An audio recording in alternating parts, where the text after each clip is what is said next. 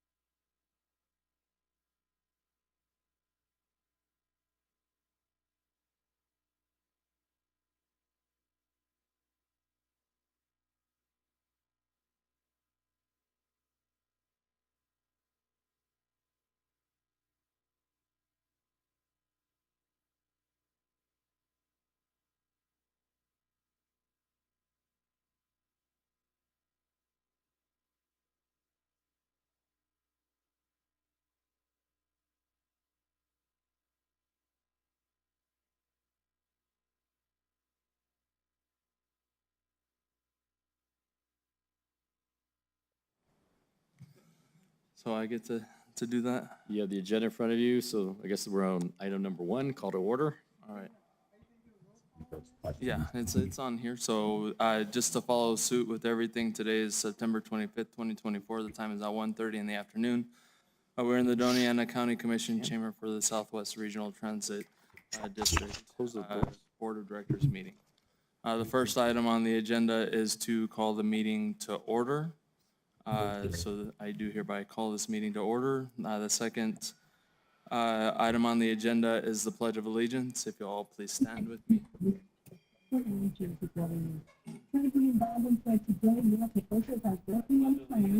the flag of the United States of America, and to the republic for which it stands, one nation, under God, indivisible, with liberty and justice for all. Thank you. Next item on the agenda is roll call and determination of a quorum. I'm going to do the roll call. Just give me 1 second. Okay, I'm good. Now I'm ready. Thank you.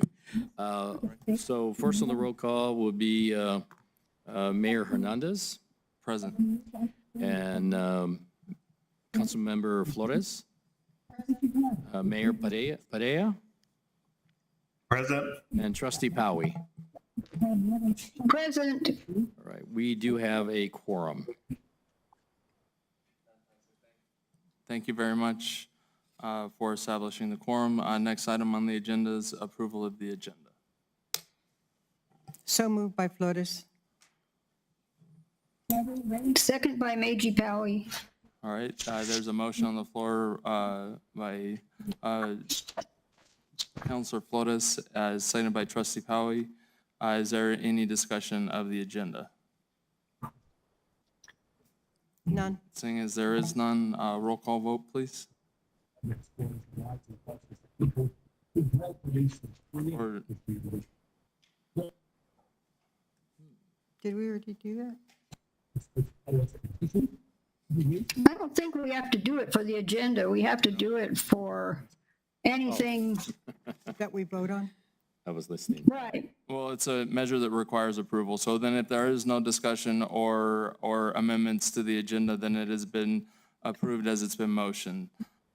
Next up on the agenda is approval of the meeting minutes for August 8th or 28th, 2024. If I can have a think- motion, please, Well, For approval. for approval, yeah, yes. so moved. We have motion for approval. Do we have a second? Second. Okay, there's a motion on the Second. floor by Councilor Flores, seconded by Mayor Perea.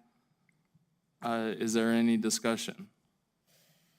If there isn't any discussion, then the motion will carry with approval of the agenda minutes for August 28th, 2024. The agenda minutes have been approved. Next up is public input. Are there any members of the public for input?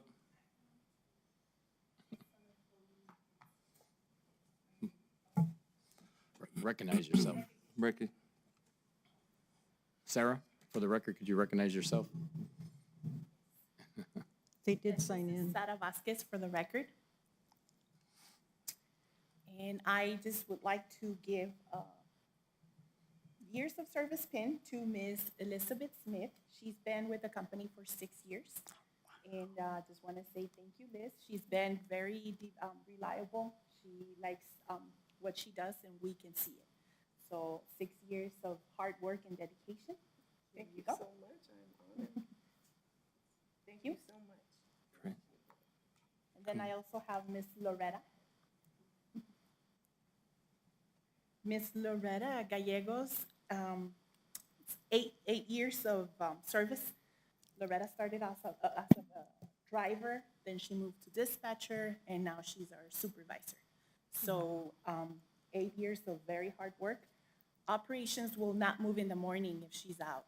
So we really depend on her for the drivers to keep rolling. So thank you so much, Loretta, for everything you do. And this is 8 years of service. Thank you. Wow. And then we have one for Congratulations. David. What is David is nine years in to South Central Regional since 2015. And honestly, the company growth is because of his success. I mean, all the assets that we've accomplished, everything, all the projects, everything because of his hard work, weekends work, late night work, and all that. And we're very, very thankful for the opportunity, all of us, that we're part of the team. And congratulations, David. 9 years.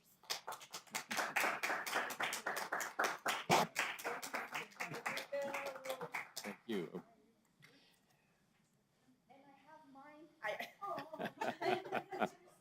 You'll give it to yourself? I'm giving this to myself. 5 years in. Well, maybe David can say something.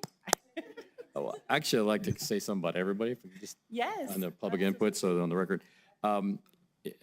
I have been fortunate, 4 decades of transportation, that I've been able to start 2 transit agencies in the state of New Mexico. So I did the startup over a quarter century ago in Santa Fe, and then, of course, this one here. Santa Fe was easier. We had a sales tax, so we had more resources and we were able to do things. This has been a very big challenge.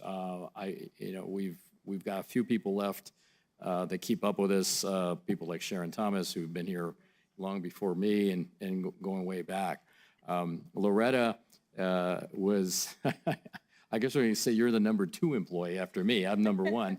I've been number 1 in 2 different agencies in the state, but for Loretta and I, in those first days this is before you, Elizabeth, I'll get to you in a sec, there was only 6 of us and 5 buses, and we only had 4 routes, which means we had 1 spare. I mean, we really were very limited in what we could do, working with our contractors and stuff. So it's taken a lot of people. I think we're at 43 employees now? 42. 42. So we've But come up. the openings will be at 44. Yeah. So you think that's over an 8-year period, we've done very well. So it does take a team. It takes a lot of people pulling together. It does take a board. I will say this for the board, that in those early years when the districts or 4 districts were created back in 2003, and then we formed in November 2006. So that goes back over almost 2 decades.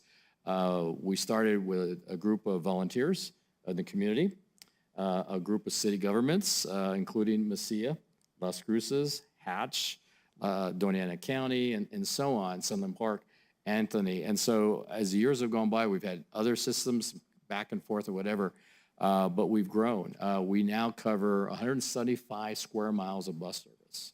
I hate to say it, but I do compare it to Las Cruces. So Las Cruces runs 50 square miles of bus service, but we're in a county of Doña of 3,800 square miles. So we have a lot of service, a lot of areas. It takes a lot of people. Now, Elizabeth, God love Elizabeth. Elizabeth has been with us for a long time. She is our senior operator. She has done a number of things for us. We did a pilot. She spent some time with us when we were testing out some of the kind of a demand response type of program in Las Cruces. Actually, Doña on the side area by the village. So we've tried a number of things, and she's always been there for us. I would say a lot of what's going on with our hatch route and our success there is really due to Elizabeth working with the new operators, working within the community. And so our ability to connect and go to Sierra County was very dependent upon the connections in hatch. And I'm going to get to that a little bit later in my presentation, but our ridership is just growing like crazy. Even the blue route is catching up very fast to the copper, which goes into Mesilla, and that's a discussion for another day, Mayor, for another day, because that's doing really well. So we're seeing growth all across the board. Our ridership for the last year is up over almost 30%, 29 point something. We'll roll it to 30%. I think Tim would roll it up. So thank you for everybody. I appreciate the staff. We've talked about PINs for a while. I appreciate the effort. It's hard to take on additional projects when you have so much work to do in your regular environment. In the case of Sarah, thank you so much. Sarah came on board as an analyst, well, or administrative assistant, I guess, from the city of Anthony. And I wish the mayor was in here to hear this, but maybe she'll catch it on the tape.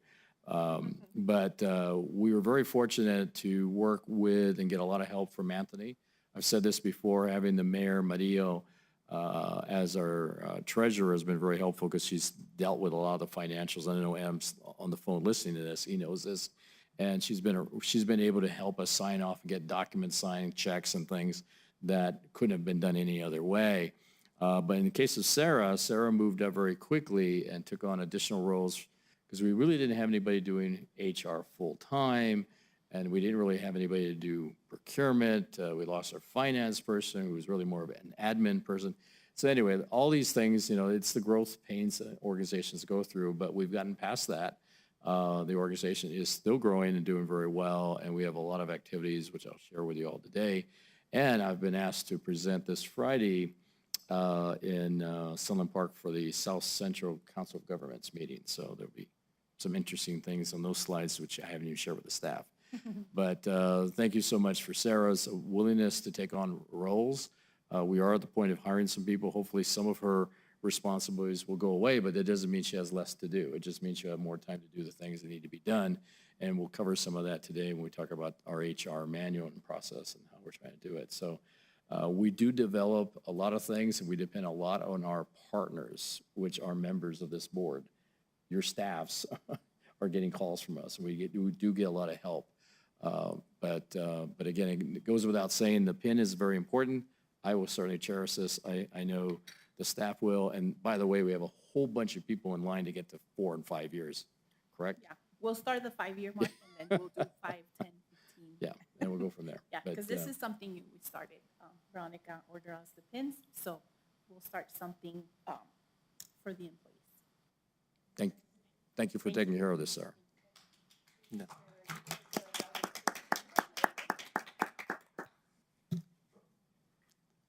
Thank you all for your service. It's always great. Oh, I see Commissioner Sanchez is joining us online. Fantastic. I don't know what that means. All right, next item or is there any other public input? Sorry. Next item on the agenda is the executive director's report. There we go. I got it off. All right, let me, hopefully they have the report. I think he's loading it.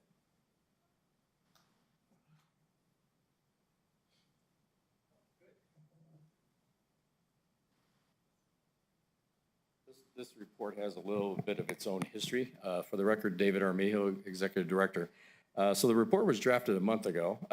We had to move that meeting very quickly because we had a short staffing for quorum among the board, and we wanted more time for it. So the board report then got updated because a lot of activities have been going on. So I've tried to capture that in this report. I'm going to focus on 5 items. The Hatch Chili Festival, our system ridership growth. I projected it to the end of the month. Actually, I got, Loretta gives me the numbers. I had to redo the numbers, Loretta.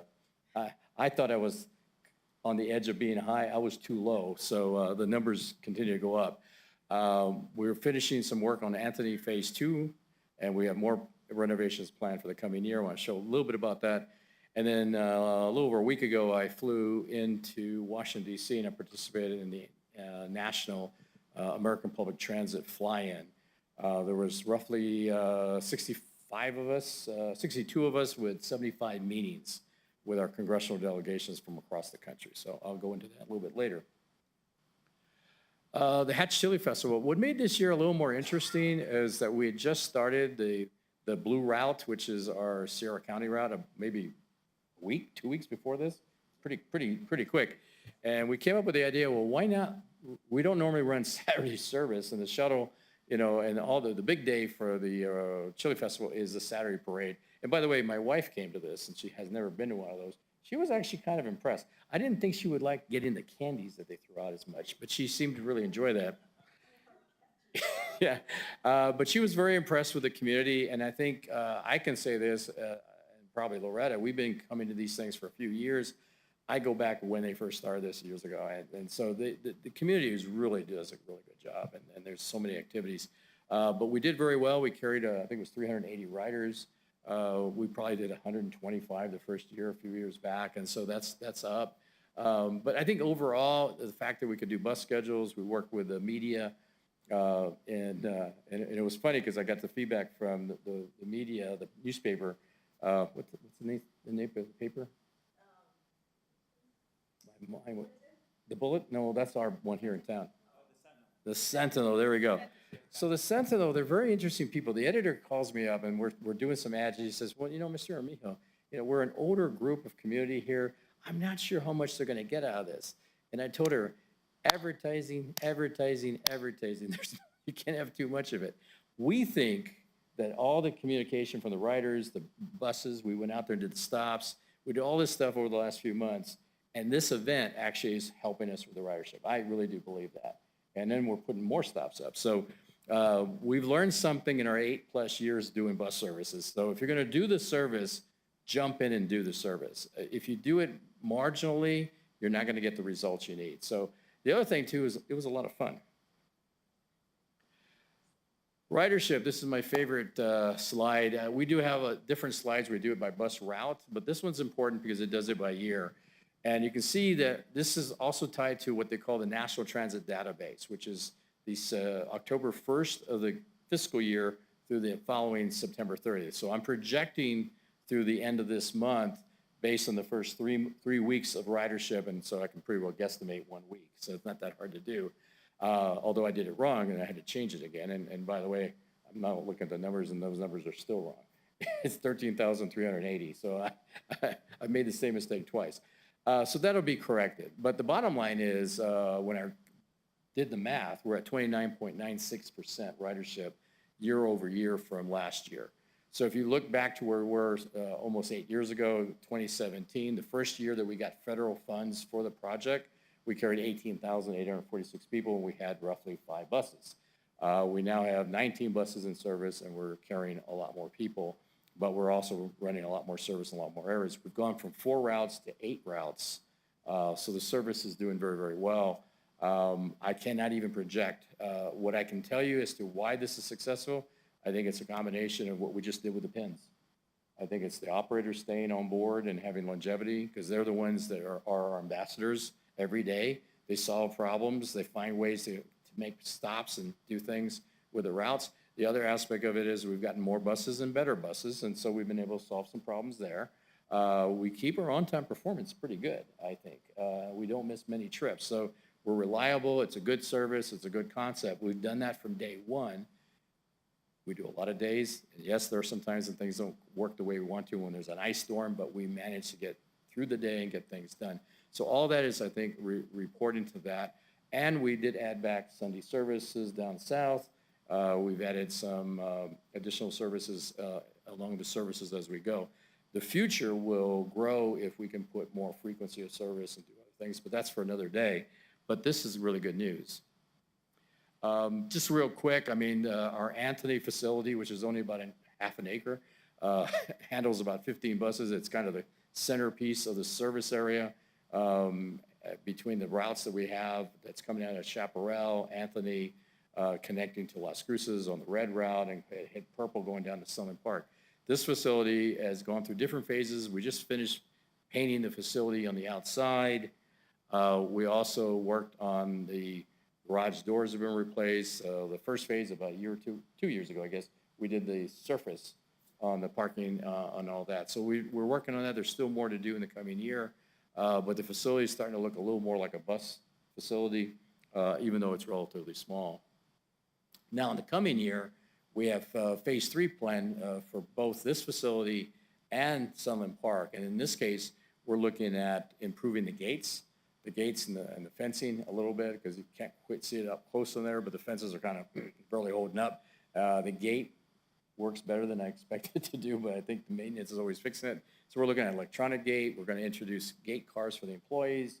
It's also a good way for us to know, and we just got an email today, and I think Loretta, I don't know if you had a chance to read it, but we've been given 90 days to respond to the United States government. Oh, transit system 700 across the country. What are we going to do? Because we've had crime on the buses, and we had a shooting this morning in Los Angeles, LA Metro, where I used to work. We did have a rider that was killed. They did capture the assailant. They've had serious problems in LA. So the idea is, what are some of the things we can mitigate, and we can do it. One of the things we don't think a lot about now, I spent a lot of time in the Bay Area and a lot of time in Southern California, is we need to be able to account for our staff. I know people may not think of that here. You have to, when we did 9/11, I was there the day we were running operations. The first thing we had to do is assess our security on the right of way and the trains and the commuter rail and so on. But we also had to assess our staff. Are we missing anybody? Because that's a security breach there. And that's what they're asking for us in the 90 days to come up with. So we do have ID cards, but we don't have a scanner. So we don't really know. I mean, Loretta can figure out through the dispatchers how many people came in today, didn't come in today. So we can do a head count. It'll take us a little bit of time. But if we had electronics, we would actually know that immediately, who's here, who's not here. So it doesn't seem like a big thing, but as we grow and get bigger, like I said, 42, 43, 44 employees, this becomes problematic. When we had 5 or 6 people, it wasn't hard to figure that out. We're also looking at enhancing our cameras. We do have camera systems in and out of the buildings, but we're going to try and do a little bit better with that. And that's also is required by our grants to spend up to 1% of our money on security. This is the new facility it's an older facility in Sunland Park, and this facility has a gate. I took a photo of this one and the front, just to give you an idea of where we're going to have to bring in the electronic gates and signage for that facility, which is 7 acres of property. Good afternoon, Mayor. Good afternoon. Thank you for making it. I know you had challenges. We said earlier, we need to get you on Route 28.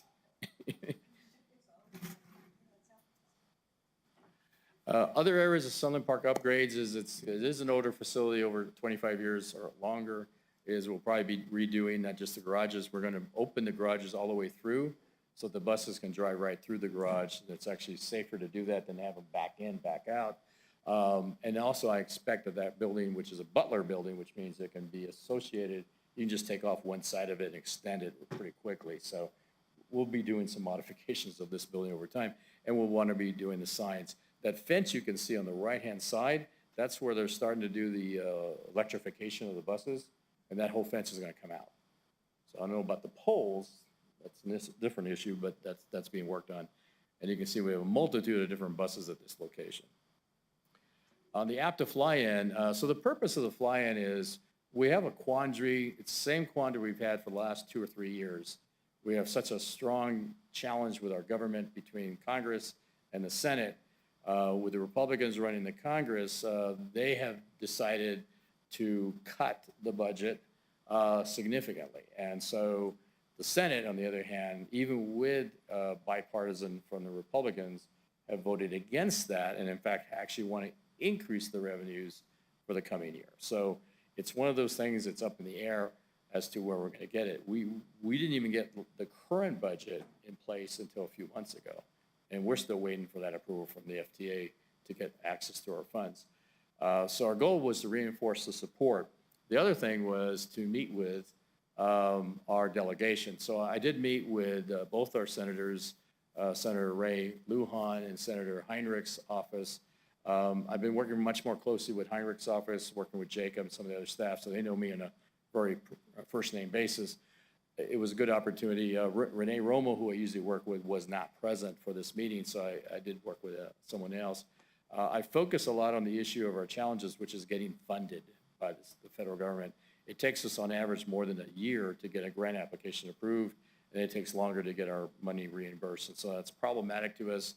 It wasn't that surprising. In fact, one of the lobbyists basically said that the transit agencies across the country are lagging behind highways and getting their money by almost 50%. So we did really good on that. I think they'll follow up. I also got support from Heinrich's office to support our DOE grant, which Tim was getting in that week. So I don't know if they sent you a copy of the letter of support. Now we'll have to draw that from them. Yeah. I think they sent it directly, so we'll have to ask the office to give us a copy of that. Any questions? It was a busy month, or 2 months. We're good? All right. We'll move on to the agenda. Thank you. Thank you, Mr. Armijo. Next up is on the agenda is discussion and resolution approving Human Resources Handbook Update FY25 through August 2024.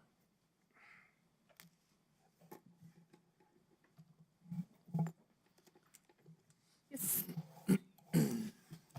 Good afternoon, members of the board.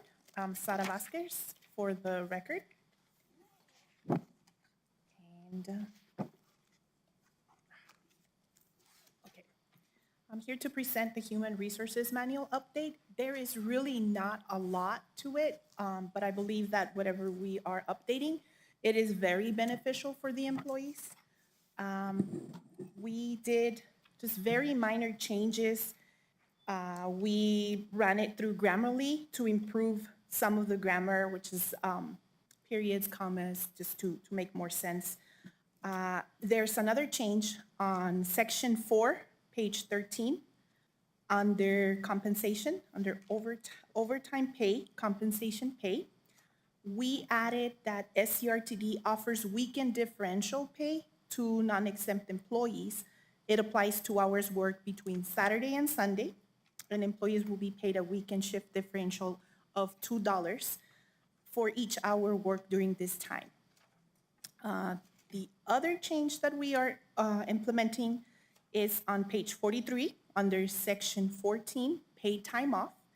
And this is in regards to the holiday PTO pay. The holidays, we had 7 holidays and we're upgrading it to 9 holidays, adding President's Day and the day after Thanksgiving to our calendar. And the last update that we implemented was on page 43 again, on section 14 under paid time off, under holiday PTO. We added that every full-time employee will receive holiday pay at a regular time, and those who work the holiday will receive an additional time and a half. Those are the changes for the handbook, but we also wanted to come back and touch base on the operator hourly rate comparison and analysis. So the staff developed the following 2 charts that list and compares salaries for public and private operators. The starting salaries, they vary both on public and private. The public agencies generally operates under 35 hours of pay per week, while part-time operators work even fewer, being that they're off in the summers. Hourly work schedules determine annual wages, and we have the salary comparison based on hourly rate for public agencies. As you can see, we have Roadrunner, SCRTD, we have Sun Metro, Canutillo Independent School District, and Roadrunner has operator 1, operator Patrons 2, and 3, so there's different wages for the operators as well. And Canutillo is $22 an hour, but it's a flat rate. It's throughout the whole year. They offer that. And this is just to give us a little bit of insight, you know, what benefits they offer, we offer, as far as hours worked, salary, longevity pay, medical, retirement. And then our next slide shows us the annual salary comparison for public agencies. Roadrunner is ranked number 1 in salary for annual wages, and SCRTD is second in salary based on annual wages. The hourly pay and operates similar levels of annual hours. And the differential in annual pay is mainly affected by the total number of hours worked. Okay, and the other chart is the salary comparison based on the private agencies. We also gather some information for Boone Transportation, for STS Las Cruces, and All Aboard America. As you can see again, the starting wage that they have, the pay range, the average work is a little bit less than what we offer, being that it is the school. Average annual works, they usually don't offer retirement or longevity pay. So with that said, the annual salary comparison, private agencies starting hour rates and annual salary vary. The annual work hours are similar based on the work schedules, and the differential in annual pay is mainly affected by the total number of hours worked. And do I have any questions?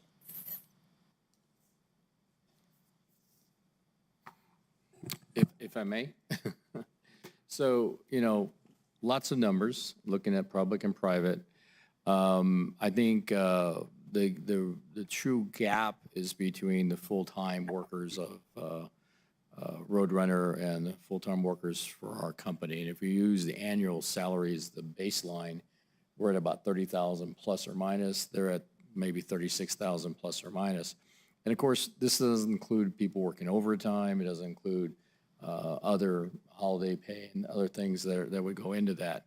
We wanted to try to keep it close. I think where we see the gap is that when we first started, we pegged our salaries back when we had starting wages as low as $12.25 many years ago, and then we jumped up to 14, which actually helped us in the beginning, and then we just slowly moved up. But as we moved into doing merits and then COLAs and so on, we have not been able to keep up.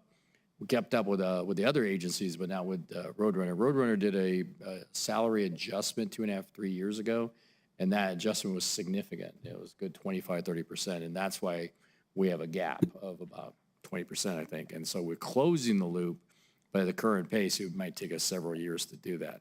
I think what we'll have to do is do an adjustment. We talked about this a year ago. We just didn't have the resources to do that. It's something we might be able to do in the coming year, or maybe at mid-year we can take another look at this. So this is really just advisory for the board right now.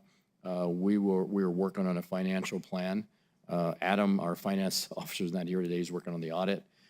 He'll be giving the first quarter report next month, and that will give you a much better idea as to what pace we're going through. And I think, this is one of those discussions that we can have. We have another presentation coming a little bit later talking about longevity pay, and that's another opportunity to talk about what else can be done, especially after we just did these nice medals, or what do you call it, the pins. So, we're dealing with two different things. So we're dealing with starting wages and getting people on board, and we're also dealing with wages to keep people here and sustain the services. And so we need a financial plan, and we're working on that right now. And that's something we will have ready for the board before the end of the year. So within the next 3 months.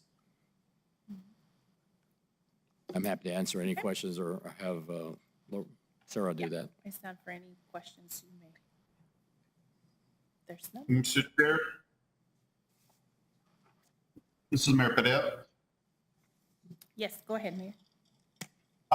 So from what was being presented, so we're not looking at approving these financials or these documents here. We're just looking to approve the handbook at this point. Is that correct? That is correct, Mayor. It's just pretty much coming back from previous meetings that it was discussed that operators' wages in comparison to other agencies, just to kind of come back and do like a full comparison with entities that are close by our area, pretty much. And we included it with some of the changes of the HR that I presented at the beginning. So, but however, the handbook, if we approve it today, it would include the $2 differential effective immediately? Yes. And is that going to impact our budget much or? is this something that we can absorb? That's something that has been analyzed and budgeted for as well. Yes. It Okay. was, it was in the annual budget when Adam made that presentation a few months back. Okay, But what we can do is, since we just put that in effect in July, we can bring that back when he makes his presentation next month to give you an idea of what kind of financial impact are we seeing in the first quarter for that issue.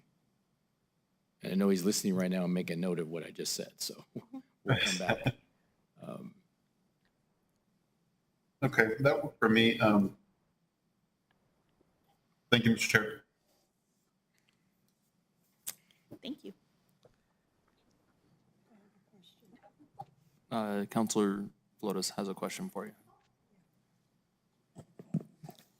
So maybe I missed this, but thank you for your presentation. How many people participated, or who were the people who participated in reaching this proposal? Like, you mean like the Did committee? you work on Like- it? Yes, it would be finance, David, myself, who would agree on this. We'll include operations as well, Loretta, to make sure that, you know, this is a need for employee retention more than anything. Yes, I think it's, just Yeah, we're going through looking it. for ways to do employee retention, and we Right. believe that this It is. seems like it would be, being especially that with it's the the- PTO. Mhm, And David, I know that you're always looking at numbers and comparing what SCRTD does in comparing what other public transportation entities do. So, and you were involved with the negotiations.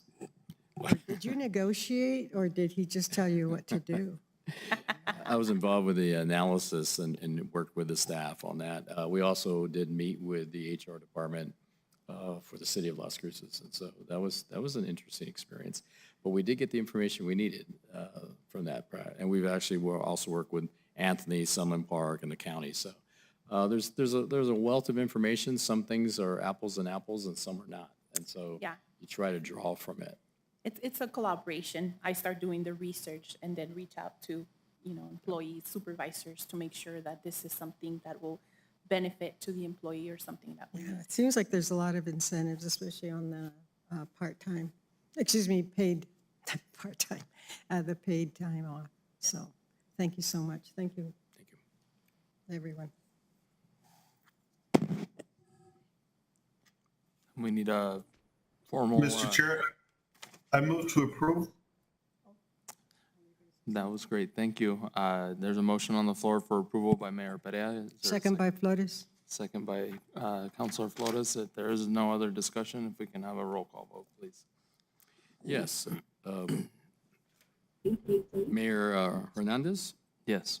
Mayor Padilla, Yes. Councilmember Flores, Yes. Trustee Powie, Yes, and I believe we have Commissioner Sanchez on the line? Yes. Yes. And, I just see her right here. Mayor Murillo. Yes. Thank you. So- We do have, Yep. Motion it carries. passes, so much. motion passes, thank you. Next item on the agenda is discussion and resolution of FY 2026 financial assistance for $330,000 for Section 5310 Enhanced Mobility of Seniors and Individuals with Disabilities Grant Program. Thank you, members of the board. The FTA Section 5310 Grant Program provides financial assistance, to meet the transportation needs of seniors and individuals with disabilities. Under this program, SCRTD is eligible for $330,000 in funding for fiscal year 2025. The funding would support transportation services, purchase accessible vehicles, and implement related programs designed to assist seniors and individuals with disabilities in maintaining independence and access to essential services. The local match for this program would be $66,000. And with that, I'm here if you have any questions. Mr. Chair. Yes, ma'am. I so move. Fantastic. There's a motion on the floor by Mayor Murillo. Second by Flores. Second by Counselor Flores. If there is no further discussion or questions, if we can have a roll call vote, please. Yes, thank you. Mayor Hernandez, Yes. Commissioner Sanchez, Yes. Mayor Murillo, Yes. Mayor Padilla, Yes. Councilmember Flores, Yes. and Trustee Powie. Yes. And thank you very much The item passes. Thank for that approval of the resolution and for FY 2026 financial assistance. Next up is discussion of resolution for FY 2026 financial assistance for $2,320,339.93 for Section 5311 Rural Grant Program. Thank you again. So the FTA 5311 program provides financial assistance to support public transportation services in rural areas with populations under 50,000 residents. Under this program, SCRTD is eligible to receive $2,320,339.93. These funds will be used to maintain and enhance rural transit services, purchase vehicles, and cover operating expenses associated with transportation services in rural areas. The local match for this grant will be $919,317. With that, I'm here for any questions. Move to approve. Second. Motion on the floor by Council Flores, seconded by Mayor Murillo. If there is not any further discussion, roll call vote, please. Yes, thank you. Mayor Russell, Hernandez, Yes. Commissioner Sanchez, Yes. Mayor Murillo, Yes. Mayor Padilla, Yes. Trustee Powie, Yes. and Councilor Flores. Yes. The item passes. Great. Thank y'all. Thank you very much for the approval of that resolution. Next up is discussion and resolution approving an MOA between NMDOT, MOU? Do I have- All right, between the NMDOT, NCRTD, and SCRTD for a compensation and classification study.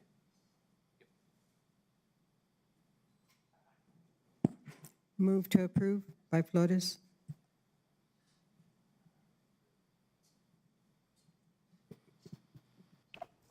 I'll second that, Sanchez. All right, there is a motion on the floor by Councilor Flores, seconded by Commissioner Sanchez. We will open it for discussion. Yes. As well as presentation. Thank you, but this is very brief. Hopefully the board remembers, we came to the board we had a similar pay and compensation study that was done almost 4 years ago. It kind of got done during COVID, so they wrapped it up 3 years ago, and we presented that to the board. What that did do is it gave us a compensation study for most of the transit agencies in the state, or at least a number of the larger ones and some of the smaller ones. We did a little bit of the region, so we captured some costs from Arizona, Texas, El Paso, and so on. And I presented that report. However, we didn't participate in the report. So this go around, I asked the folks at NCRTD and New Mexico Transit Association, who were the authors of the last report, if we could participate. And the reason for that is the limitations of our region was very limited. So other than us being in the report, and even Las Cruces, I believe, was not in the report. I have to go back and check that, but there was very few. So we were looking at agencies mostly from the north and a few down south, like maybe Carlsbad to the east and so on. So we didn't get a good, Roswell, we didn't get a good handle on our area. So what we're basically doing is it will be a federal grant. 80% of the cost is covered by New Mexico DOT with 20% local match. So we're going to pick up half of that local match, which would be, we anticipate this will be a $100,000 program, so about $10,000 for us, $10,000 for NCRTD. Now, NCRTD is taking the lion's share of the work. They're doing the procurement, they're working through the contract and working through that whole thing. However, we are at the table with the survey and the data. I expect Tim, which wasn't here at the time, to be more involved, and quite frankly, Sarah, because Sarah Vasquez, we weren't involved before. So we're going to play a lot more of a role and trying to make sure that El Paso County Transit's surveyed, Sun Metro's surveyed, the new EPATs, City of Socorro. So these are all people within our region. So we want to make sure we get those in there. But, you know, even some of the senior van programs, there's other things in there we want to capture. We want to make sure we have stuff from Deming. So we're going to participate and make sure the southern part of the state is included in this report. And so what we hope to do, this will be done in about 4 months, is to be able to come back as we get into our budget, which is February, which is 5 months away, so pretty close. Hopefully we'll be able to have some of this information. And what this will do is, what we just showed you was data specifically for drivers and things. This gets into all these other job descriptions and stuff that we have. So it'll be planners, HR, analysts, and so on and so forth. So hopefully this involvement for us secures that the southern part of the state is involved, and we think it'll be a better product. So that's the goal. We recommend that you would support this. We think this will be very helpful to us as an agency, and I think it reflects our being in the state for a while as a transit agency. So much gets done in the state from the north. We need more participation in the south. And that concludes my presentation. Happy to answer any questions. Thank you very much, Mr. Armijo. Are there any questions? Seeing as there are none, we do have a motion on the floor by Councilor Flores, seconded by Commissioner Sanchez. If we can do a roll call vote, please.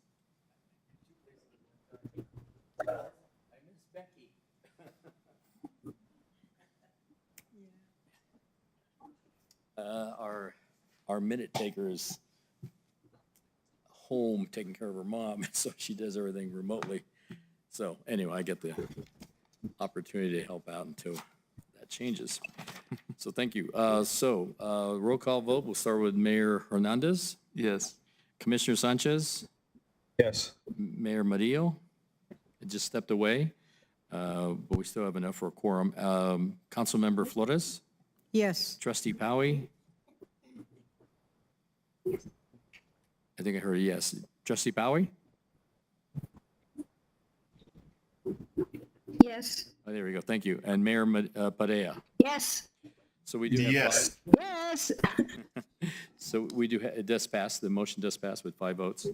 Great, thank you very much for that presentation and the approval of resolution approving the MOU between NMDOT as well as the noted agencies. Next up is discussion and resolution to approve the establishment designated grant recipient status. Here I go again. Move to approve by Flores.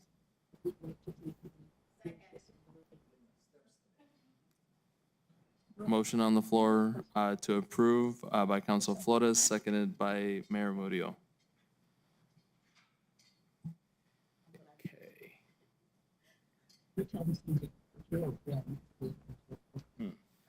Glasses. I'm not hearing anybody, so I don't know what's going on. David's getting ready to do, or Mr. Armijo's getting ready to do the presentation for the specific before we go through a vote. Yeah, so there is a motion on the floor for approval by Councilor Flores that was seconded by Mayor Murillo, but Mr. Armijo is going to give a full explanation. All right, thank you very much. Again, David Armijo, Executive Director. This is a topic that has come before the board previously. It's been upgraded now, and it was something I discussed with our congressional delegation 2 weeks ago.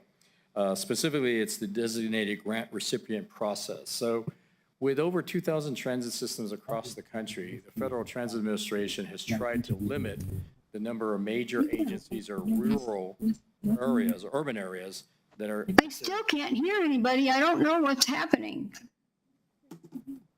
Trustee Powie, you're dropping out, so I'm not sure if you have a weak signal, but you're going in and out from the meeting.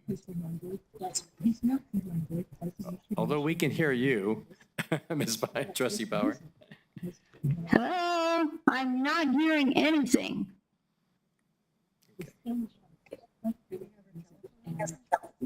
I can hear you guys, and I can hear Trustee Powie on my end. Yeah, I confirm. I can hear everybody. I can hear everything that's going on. I think she just can't hear us, so.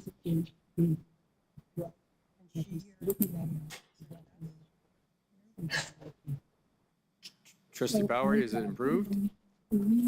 She looks muted. No?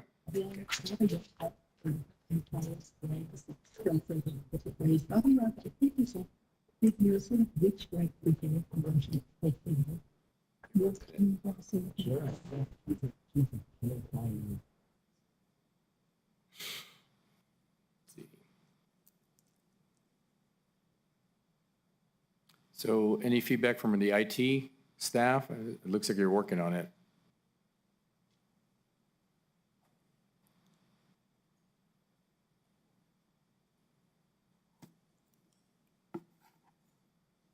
This is William Walsh from IT. She's actually, it's her issue. Everybody else is fine and everything's fine on our side. So what I would suggest is you getting off the call and then getting back on.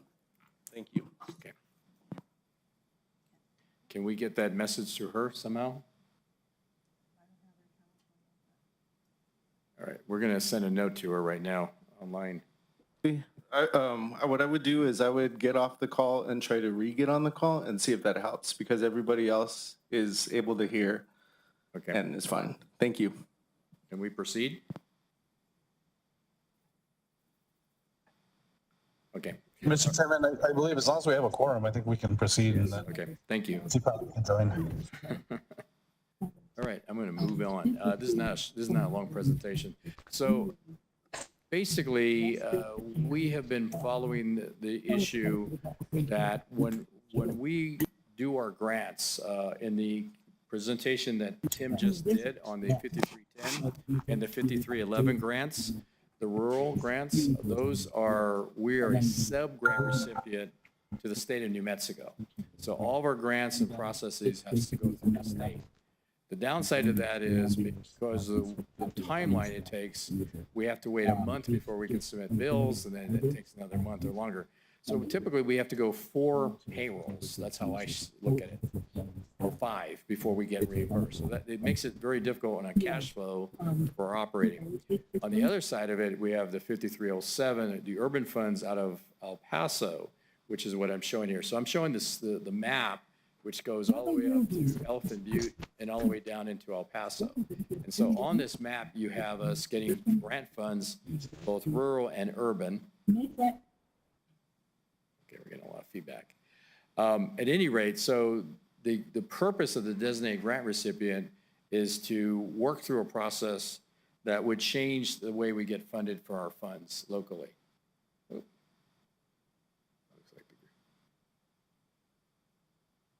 Oh, here we go. Did I lose one? Yeah, I went too fast.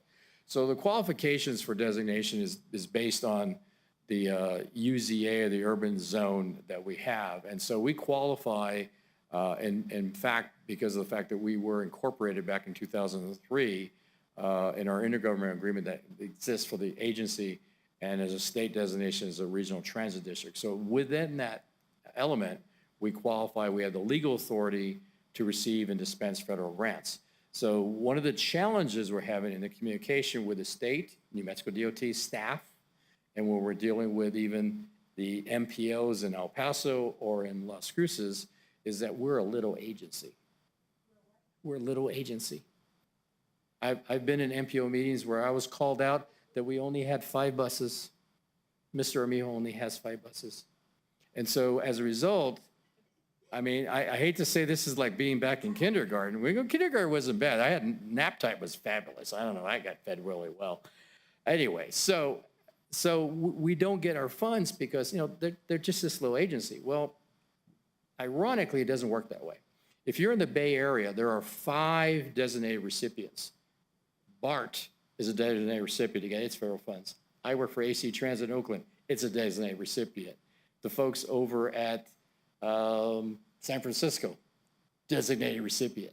And what does that mean? Well, the federal funds get done, and I presented that earlier, and those funds come through, it comes in this long document, hundreds of agencies, and it shows what each one of them gets paid. Under current situation on our 5307, we're a direct recipient to Sun Metro. We're listed. This year, we jumped up. I wish Adam was here. We jumped up from $24,000 identified to $89,000 or something like that. We're actually getting over 600,000. But at any rate, that's a different part of the story. But we show up. So Sun Metro doesn't worry about this. They get their money. Las Cruces gets it from 5307. They get their money. They're identified for that. But we do qualify. So the MPO zone is, as you see it here, this is a nice little map. I think Tim likes it more than the rest of us because he knows what it all looks like. You can see all the different routes and things. You see this area. So the southern part of the district is the most likely one for us to go after because of the fact that El Paso is actually taking our money and then separates it out to us. We want to stop that. So the only way to stop that, and I'm going to come back to Las Cruces Park because there's a process there too, is to encourage the designation of a single designated recipient. That's what FTA wants. FTA wants us to get a side letter agreement where he's going to have you approve something in a few minutes that's going to lead to them releasing our side letter agreement so we can begin the application process. Even though the funds became available in April, we're still waiting to get stuff done because Sun Metro is pulling strings to hold us back to get our monies because we're having to deal with it. If we were a designated recipient, when the money came in the millions, I think it was like 14 million that comes in for El Paso, that would have had a little line item. Instead of 80,000 for us for SCRTD, it would have had the 600,000 or 700,000 or whatever else. That doesn't happen because we're not listed. So we do qualify, but what I'm trying to get to is the FTA doesn't want us to do this. They don't want us. There's 4 designated recipients in Houston. There's 3 designated recipients in Dallas. I work for the Dallas River Rapid Transit. They're a designated one. Houston Metro was. So it's easier for them not to talk to us. We're that little guy, 5 buses. That's Mr. Armijo with his 5 buses. So they're always going to see us that way until we do something. And so the process now is we have to go through the governor's office. So I have been working with Kathy, can't remember last name, it's Croft, Kathy Croft from Washington, D.C. So she's our federal attorney. Kathy had her law firm, and before her history, she used to work with the FTA. So she's a former FTA general counsel. So she understands the rules better than most. And so we've been working towards this goal for about 2 years now. So she's already drafted a letter of support, what I need to send to the governor, what the governor needs to send forward to FTA, and so on and so forth. This action that I'm asking for you today is to basically say, hey, we know we qualify. There's a process. We start with the governor's office. So we have to get the governor's support. Now, for us to do that, I'm going to need to do the following. I'm going to need to go to each one of you on this board and ask for letters of support. I'll draft those up, work with your staffs. We need to have that as a baseline. I want to work with the 14 representatives that we have right now at the state level. The states, representatives, senators, all of them. I want to be able to show that this region is behind this concept of what we want to do. I want to be able to do all this before I go to the Secretary of Transportation, which we've already had some discussions with, Secretary Serna, and then the governor, and move the governor. Now, for the governor to do this, she actually has to ask the governor of Texas to agree because of the El Paso Sun Metro is in their quadrant, and so they're under the Texas DOT. So that's one process there. But I think we start with the governor and get her support, and we'll take on the next battle. Our senators will have to be involved. I've already prepped those senators, not just from the meeting ahead last week, but I've been working on this for 2 years. So they know what we're interested in. Where do we go from here if all this gets done? I know it's going to take us time, but more than a year, because we have to get in the congressional delegation. It has to be in Congress, and it has to be all this support and stuff to get us listed there. So it's too late even now to think anything's going to happen for 25. So we're looking at 26 or beyond. So we're probably going to take another fiscal year or beyond that. But what will happen is, as I said, we will show up, we'll be line itemed with those funds. Also, we qualify for more money that we're not getting because we're running service to the northeast side of El Paso, we're running service to downtown El Paso, we're running service to the west side. We have not asked Sun Metro for those funds, and I'm going to let Tim try to answer these questions when he does his presentation. So we're actually getting less resources than we could be getting because we're the little agency with the 5 buses. So, you know, till we get past all that. And so essentially what I intend to do with the help and support of the board is to bring everybody together. We have to be a very strong village if we want to get past and get this thing moving. In the end, and I wish Adam was here, if he's on the line, he can come on and help me with this. But when we put in for the funding and the grant's in there, types it in, I get signed off, goes to a thing called TRAMS, it goes to a thing called ECHO where the money is, and we get funded in 3 days. We don't have that right now with the state, and we don't have this process. So ultimately, I'll quote Secretary Serna after I met with him. This is a cash flow issue, isn't it? I said, yes, sir. It's about the cash. And I know each of you work in different capacities with your organizations as mayors and council members and so on. You have presentations from your staff making, you know, on the board. But, you know, it's no different between being a small agency or a large agency. Cash is king. And so at the end of the day, that's what this is really all about. The governor's role would be to designate a letter of concurrence that she has to support us. We've drafted that letter for her, so we need to get to the point of having the presentation and figuring out how best to present to her. I know many of you all have relationships that may be tapped into to the governor's office and others, and we'll certainly look forward to any insight or help that you might all have with that.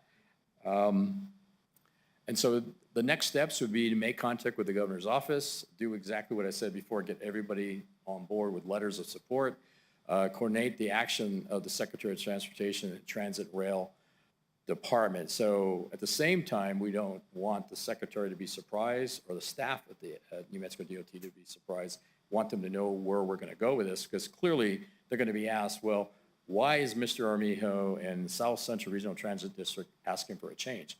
All we're asking for is what we should be having. I mean, at the end of the day, we can wait 10 more years to do this. We've already waited 8 since 2017. So, and in fact, if you go back, and there's a report that I have still on our website, we did an analysis back in, God, it's 1998, even before the districts were created, and we had an independent analysis paid for by Anthony, Las Cruces, and the county, and about 2 other agencies at the time. And that presentation actually talks about exactly what I'm saying right now. So it's ironically that this is 26 years later, but there was discussion about how we could get more federal funds, CMAQ money, air quality, and so on and so forth. So at the end of the day, this is all about us doing everything we can, because we did look at a sales tax initiative in 2014. But if you look at the slides I showed to you earlier, we've gone a lot further than what was originally discussed, even back to that timeline. And I think perhaps the argument would be that that might have been premature because we really didn't know all of what we need. And I'm not asking for a sales tax right now, but I am saying we need to get control of our funding so that we can produce more resources and provide more services to the community. That really ends my presentation. I know I kind of meandered a little bit like the Mississippi, but or the Rio Grande, but I think this is an exciting opportunity, and I know it's a great challenge. A lot of this will be made easier for us if the governor supports. And we'll open it up for questions. Thank you. For the record, this is Flores. Thank you so much for your presentation, David, and your work on this. Why haven't you done it? Why hadn't it come up before? Is it just a matter of timing, or, I mean, because this is an excellent approach to getting money and being a little bit more autonomous. Because I know that there was that settlement that came in a number of years ago. It was the 5307 issue. Remember that? Anyway, it was money that El Paso had received. That's what he's going to make a presentation on in a minute. And Oh, so he is? the answer to your question is, and I know Mayor Murillo might remember some of this, a little painful, between your role on the MPO. Well, first of all, it goes back to the MPO, the state. Remember, the governor actually wanted to put us on the MPO board, and that never happened. I finally got us on the Technical Advisory Committee board, have a No meeting coming surprise up on that. That took several years. We've been working on funding with the MPO and the city of El Paso since 2019. We broke through when I was able to get the grant in 2019 to buy the hybrid buses. And that was the first time $2 million came to us and not to Sun Metro. And then we assumed the 83 bus route, which was now the yellow route, and began that service during COVID. And so the answer to your question, Counselor, is we've been playing the game through the process, and we've been pushed back, pushed back, pushed back. You'll understand a little more of this when Tim starts to talk about what Sun Metro wants us to do. So what Sun Metro has basically done is, in order for us to get our money, we have to prove we're worthy. One of the things that's not in the document now, because I said no to it, was they wanted us to redo our mission statement. Well, That was one of the if you have items. to go through the governor's office, why would Sun Metro have that kind of power over this Because the Federal process? Transit Administration gave them that power. The what? The Federal Transit Administration gave them that power. The FTA's at fault. Yeah. Okay. Well, I'm just wondering, I know that when we were trying to get more approval for Las Cruces, to get things going there, I know that former counselor Tessa Abeta, who's now an undersheriff here for the county, actually went directly to the Secretary of Transportation and was able to, whatever, I can't even remember what the issue was. But the point of, what the ask was. But the point though is that because I sit on that board, the airport advisory board, we were able to get that, to get that ear. And then money did come through. I don't know. I don't remember all the details. I do remember though that it was Tessa going to then Counselor Abeta going directly to. Have you spoken directly to the Director of Transportation, or are you just speaking? Talking about the Secretary of Transportation? Yes, I have, as was Mayor Padilla. We had a conference call last month. So we've been trying to do the middle point, is go from a subrecipient to a direct recipient, which would get us almost to where we want to go. We're not receiving any responses from him. In fact, I met with him along with the legislative committee from the New Mexico Transit Association almost 3 months ago. We haven't heard back from him on anything. And we just sent another round of emails, and I just had a discussion about that today. Okay. And do we have any local representatives on the transport, whatever committee that would be germane to this effort, this endeavor? I met a woman, I can't remember her name offhand. She's on the Transportation Committee for the legislature. She was here last Friday. We actually did a tour. We went down to I'm looking at Loretta because she was the one helping us get the bus. So we did a tour with that, and that was with the BIA, and it was a legislative committee, so we had a number of senators here. And she actually invited me to come out to speak at one of their committees with the state. And so I think part of the issue is we need to get more people aware of these opportunities.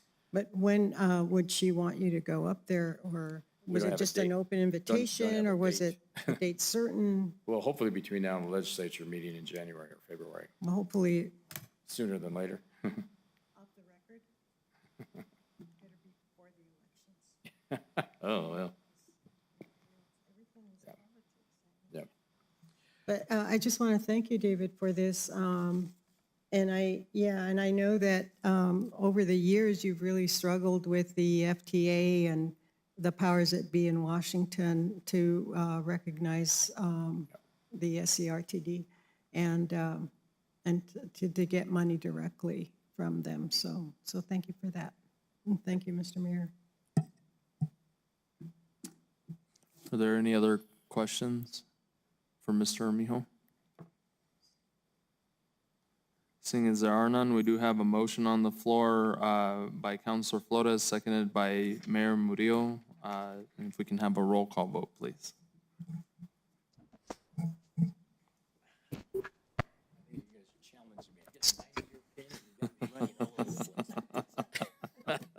Thank you. right?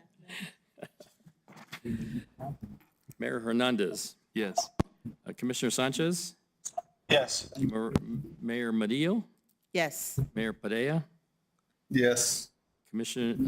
Councilor Flores, Yes. and Trustee Powie. Yes, but what happened was somehow I lost all my audio and I missed a lot of that. I had to log out and log back in. I'm not sure what the problem was. When I logged back in, I can hear you and you can hear me, but so I'll say yes, but I'm not. But I only heard the last portion of that. I'll call you and fill you in later, okay? This is David, thank you. Thanks, David. I also texted you and I tried the telephone number. It didn't work, but when I got out and logged back in, it worked. I don't know. I'm having a lot of computer issues here. Okay.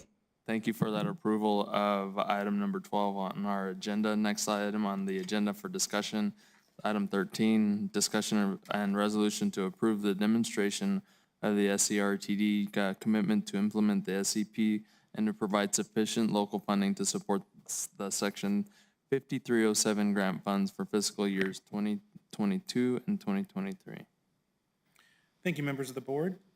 So as David previously stated, SCRTD has been asked to approve a resolution that commits our organization to implement Sun Metro's service expansion plan. As Sun Metro is the main recipient of El Paso area FTA 5307 funds, this is a requirement set by Sun Metro to receive the split letter from the agency, which is required to receive our portion of the funds. As David has noted, we are working on becoming a direct recipient on this item, but this is required in the meantime.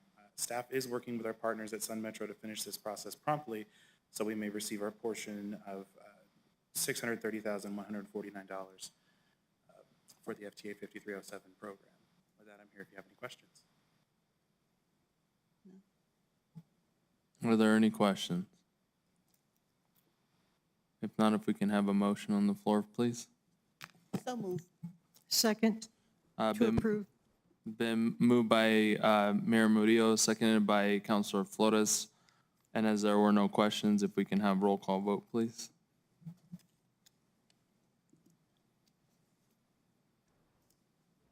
Mr. Armijo? Oh, I'm sorry. I started reading ahead. I was looking at his next presentation. He's doing so well. Thank you. Yeah. All right. Mayor Hernandez, Yes. Commissioner Sanchez, Yes. Mayor Madillo, Yes. Mayor Padilla, Yes. Trustee Powie, Yes. and Councilor Flores. Yes. Great. Thank you very much for approval of item number 13 on our agenda. Next, we have item 14, discussion and resolution expressing support for the South Central Regional Transit District's federal FY25 and FY26 FTA 5310 application. Thank you again, members of the board. As stated previously in a previous item, the FTA 5310 program provides assistance for programs that transport seniors and people with disabilities. The El Paso MPO currently has an open project call for 5310 funding available in the El Paso area. Staff will be submitting an application for this call consisting of 2 electric vans in fiscal year 2026 for our upcoming microtransit program for a total of $202,300 with a required match of $35,700. Staff is requesting your approval of a resolution expressing support for our application. And with that, I'm here if you have any questions. Thank you, Mr. McDaniel. Any questions? Now, this is Meiji Pally. So that match, where does it come from?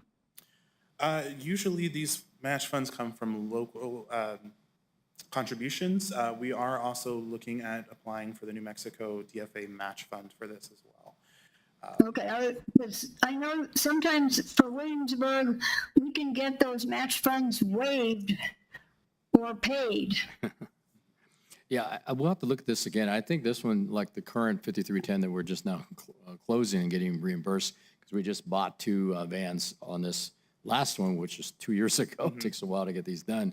But that one, the local match, because it's 85%, federal monies, and the local match is 15%. It's paid out of the toll roads.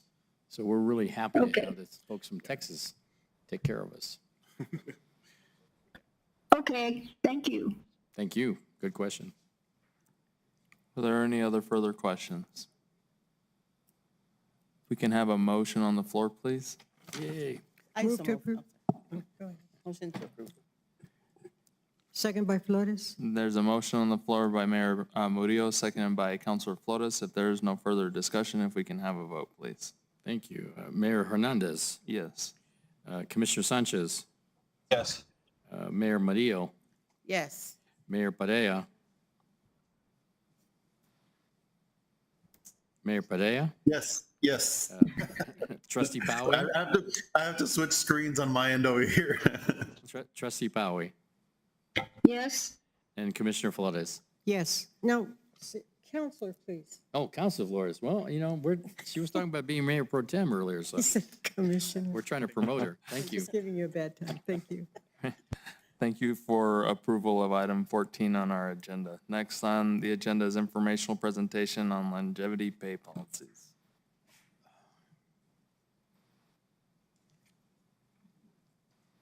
Good afternoon again. This is Sara Vasquez for the record. And I will be doing just an informational presentation on longevity pay. And this is basically, the longevity pay is a pay incentive offered to long-term employees as an incentivized for continued service. Longevity pay has been implemented at peer agencies with their service area, notably like Las Cruces, Doña County, Murda. There's reached out to several of the local agencies to find out, with the intent of giving a long-term goal to the employees in a way to reward existing employees for loyal service, particularly in cases where an employee may have reached the end of their ability to move up within the organization or are happy with the current position. Why SCRTD? As we, a relatively new agency in the region, SCRTD has found ourselves at odds with competing employers in the area, as I presented in the first slides about competing with the wages and all. This added benefit will make SCRTD more competitive with these competing employers and could reduce employee turnover and training costs by increasing employee satisfaction. Attracting the best talent to our agency is key to growing our services and offering reliable transit service to our constituents. We'll start with the modest longevity increments. Due to the young age of SCRTD as an organization, more modest increases in longevity pay would make sense at earlier intervals. This strategy of earlier longevity pay would recognize staff that has been on board since the early days of the organization. Example, start recognition at 5 years rather than later in someone's tenure. The tier longevity pay structure. This is an example of tier longevity pay structure that will be as follows. After 5 years, 2% salary increase or a flat dollar amount for $1,000 annually. After 7 years, 3% salary increase or a slightly large bonus of $1,500 annually. After 10 years, a 5% salary increase or a significant bonus of $2,500 annually. Every 5 years, after that, continue with percentage increase period, example, 2% or 3% increments for each additional 5-year period. Bonus or pay differential pays based on job role. Consider offering different types of longevity pay based on job role and responsibilities. The senior or specialized staff might receive a higher percentage or flat bonus than the other positions. For example, frontline staff, the drivers, dispatchers, etc., a flat bonus structure. Mid-level staff, managers, coordinators, a percentage-based increase. The executive or senior staff, a larger percentage increase and a bonus. Also, the non-monetary recognition, in addition to financial compensation, we could implement non-monetary recognition. Example, additional vacation days, plaques, or awards, special privileges to complement longevity pay and make employees feel value in a well-rounded way. The flexibility in compensation, some employees may prefer different types of rewards. So considering giving long-serving employees the option to choose between these examples, which is longevity pay, additional vacation days, or contributions to the retirement accounts, which is Pera Smart Save. We would cap longevity pay over time to ensure the program remains sustainable. We might consider capping longevity pay increase after a certain number of years, example, 20 or 25. This avoids disproportionately high salary increases that may burden the agency's budget. The example on Plan 1, years 5 to 7, 2% salary increase, or the 1,000 bonus. Years 7 to 10, 3% salary increase, or $1,500 bonus. Years 10 to 15, 5% salary increase, or $2,500 bonus. Years 15 plus continue with 3% increments, or $2,500 bonus every 5 years. The example, Plan 2, employee could get an annual bonus at a certain rate per year. Example, the years of tenure times 100, and then receive the bonus at set of time of year. Example, November, to help with holiday shopping for their needs when it's more needed. And if you don't have any questions, it's just a presentation. It's not, I'm not bringing a resolution to approve yet. So you'll bring this up the next meeting? Yeah, once we, Yeah, I think to be fair to the board, what we'd want to do, if this has merit, is to run the numbers, because you saw today with the pins, we know who qualifies or will qualify. We can also do a projection, because some of these, there'll be few people who qualify now, but there'll be more people who qualify maybe a year or two from now. So it might have to be a pendulum or some kind of a growth chart to see what Yes. the effect would be on that. if And I we can add- do it both ways, both in the base building as well as the flat rate.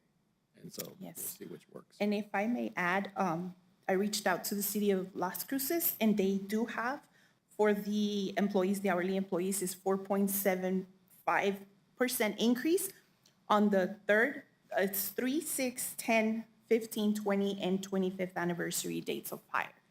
And for the blue collar representative employees, they have a 5% increase on the 3, 6, 10, 15, 20, and 25th anniversary date of hire. I've also reached out to MRFDA, our 911 calling services, and I was told that they also get a 5% increase at the following years of service, which is 3, 5, 8, 12, 16, 20, and 25. So we do have several. In fact, when I did reach out to other entities, I was told this is a great idea. We might want to consider also, implementing this. So it's just some research. I'm sorry? Oh, I have a question. So how many employees so far in this agency are more than 5 years or 3 years? Do you have plenty, or is it? We have more than 5 years right now. We have 1, 2, 3, 4, and then I have 5, 6, 7, about 7 to 8, I may say, for this year. About 8? About 8, because how many did you order? About 8? 8, 9? About 8. How many years? That would be 5 years or It would more. be 5 in the 5-year mark. Well, 5 or more. And how many employees? You mentioned 8. right now we have 8 that are past, that are at the 5-year, or they, some of them are at the 5-year this year. So when you bring this up to the next meeting, are you going to ask the board to either choose example Plan 1 or example Plan 2? Or does the employee decide to choose it? No, the board would decide. We'll give you options. We'll give you options. We'll come up with the options and see And what. and I think because this is somewhat inflationary until we get to the next year's annual budget, If we wanted to do anything in the interim, it might be something more modest. So I think we have to run the numbers and see where that takes us. And I think it still requires more discussion. Plus, we're looking for more feedback and input. Right now, we're looking at the baseline. A lot of this is coming out of Las Cruces, but we want to see what some of the other agencies, and that's a lot bigger agency than us. So, what can we afford? Thank you. Thank you. Any more questions? This is Flores for the record. Thank you for your presentation. How does this complement the proposed handbook employee, or does it enhance it, or how does it? No, the employee handbook was the first presentation. This is just an informative presentation right now. What we're trying to do is employee retention. Okay. My focus as HR is employee retention. Would you then, would the employee handbook then be amended? Or Amended? with these provisions? Yes, we would bring it down for another update or to be amended once we come up with an agreement on what the numbers are. Yeah, the only, in reading the handbook, I too, Mr. Armijo mentioned inflation, and looks like it's going to get worse before it gets better. So I guess you'd want to word it in a way that would take that into account, or maybe we already voted on the handbook. So, yeah. We could. This would be a good place We could reference.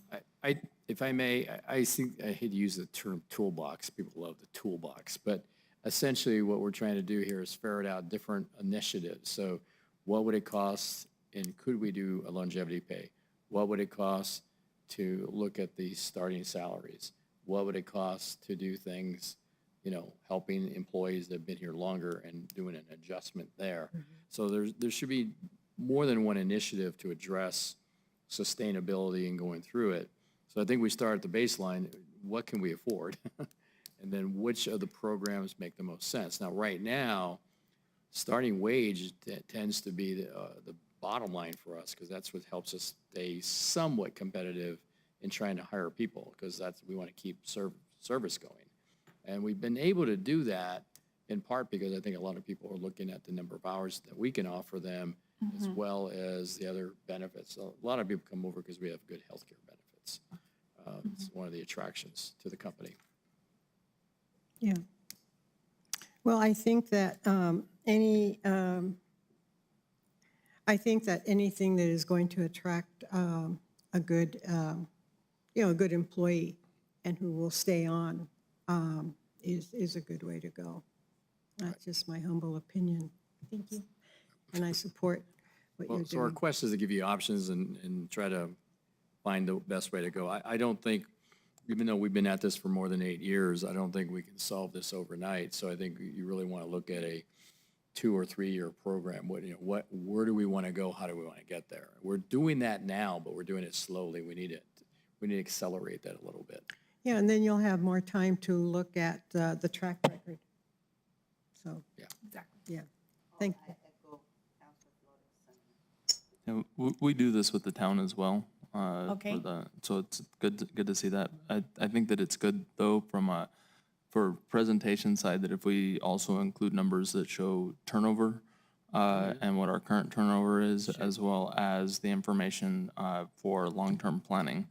And that way we can see longevity and the anticipated forecasting of what longevity looks like by adding policy. Yes, I can absolutely prepare a report of what we have is that employees who leave, they come back to us for the most part. We have the record. Liz can attest to that. Not that she's left and come back, but she's seen it that we have several employees that leave and. Well, I try to tell them that a big benefit of working with this organization is who we get to work with. Seriously, Thank you. I mean that from the bottom of my heart. It's not easy to work in some of these other places. So they can dangle the money, but money isn't everything. But money for the new people want to see what you guys are going to treat us like in 6 years. Yes. And so here I am, but I am seeing a gap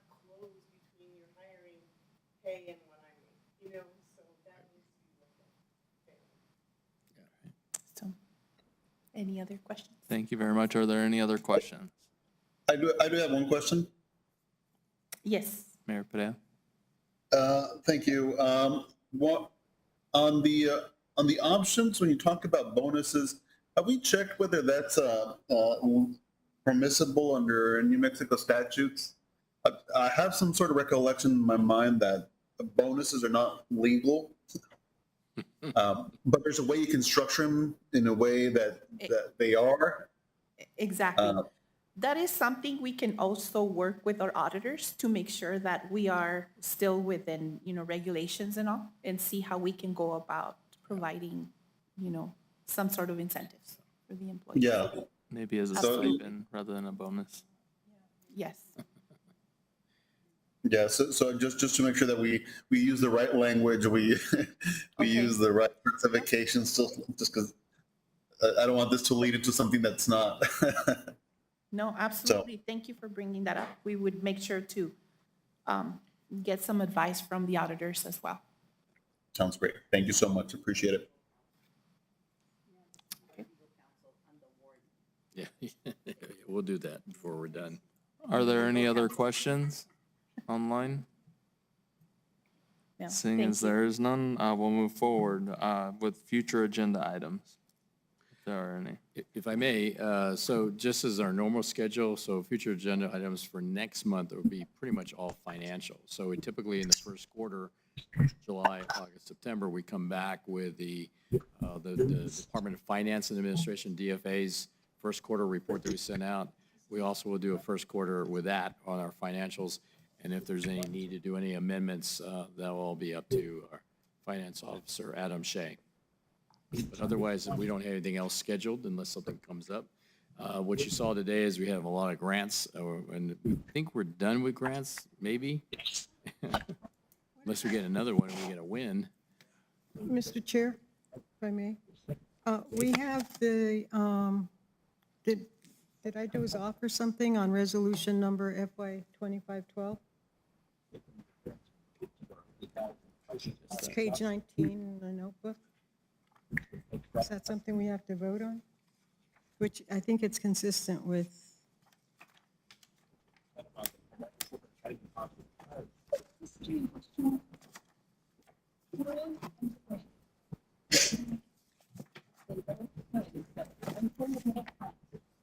Didn't we already do that? Thought we did it when the presentation was done.